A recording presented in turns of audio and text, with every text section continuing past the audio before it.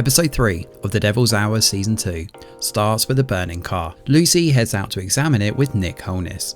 It seems someone has stolen this Subaru and then destroyed it. Lucy gets the gang on the case while we see Sam Boyd working as a forensic investigator, revealing that she's found a footprint. We then cut across to our current timeline, where Gideon watches the same blue car before it's bombed. He set up a camera across the street, but he's remaining vigilant. There's a 10k reward out for Gideon's arrest, meaning he can't leave to try and finish this. He needs Lucy's help. Outside, Gideon bumps into Sylvia around 3:30 AM.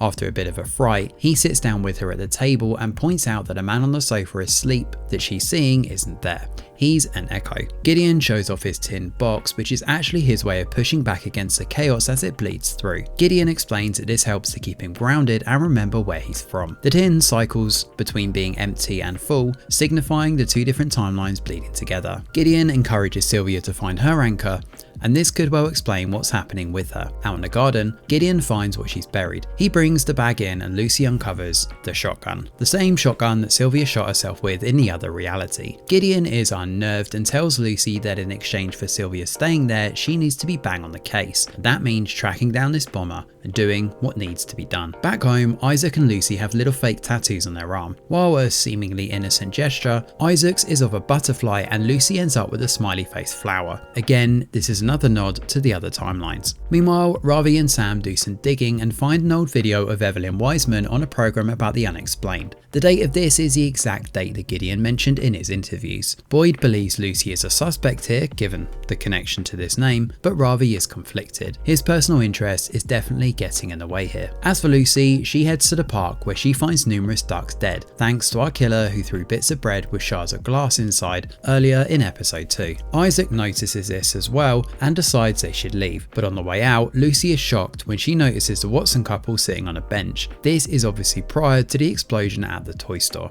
The blue Subaru moves from its location that night, prompting Gideon to ring Lucy at 3:33 AM.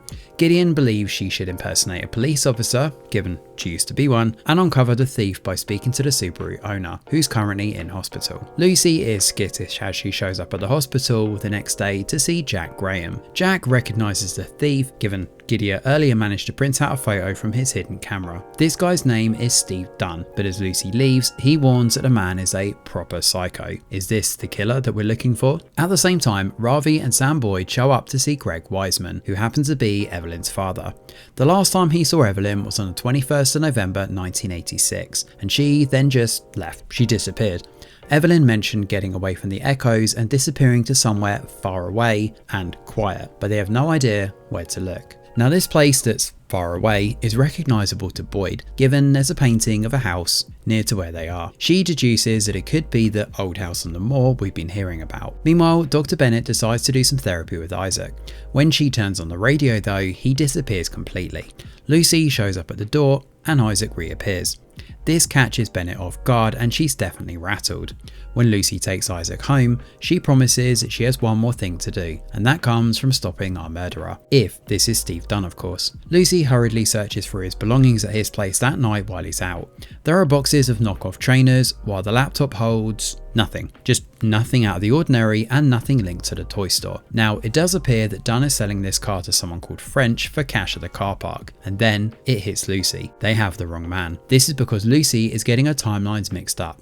While this is going on, Isaac struggles with his visions. He's out with the Warrens playing I Spy that night when he hears the guttural growls of a dog nearby. Isaac disappears out of view for an instant and in his absence is bitten by a dog. When he reappears, Isaac tells the shocked Warren family that it was Lucy who saved him. Chaos ensues at Steve's place when he spots Lucy after returning home. Steve Dunn comes at her with a hammer, but Lucy, sporting a shotgun of all weapons, shoots him dead. Lucy's actions at the end here spell massive trouble for her, as the police are likely to be on the scene and figure out she's been there. This increases the intensity of the season and the urgency at making sure they find the right killer before it's too late. It could well be that our killer is one step ahead and similarly experiencing these echoes, which would make sense so he can continue killing without being caught. The ending does hint towards that being the case, while Isaac continuing to blink in and out of this timeline also backs up the idea of there being two parallel timelines that we're currently dealing with. This second season has been good so far though, with more of the tale starting to unravel unravel and plenty to whet the appetite. It's hard to say right now exactly what's going to happen in the final 2 episodes, but I'm sure there'll be plenty more bombshell reveals to come. Thanks for watching, and do let us know your thoughts in the comments below. Smash a like or subscribe to the channel, your support is very much appreciated. I'm Greg Wheeler, and from all of us over here at The Review Geek, we'll see you on the next video.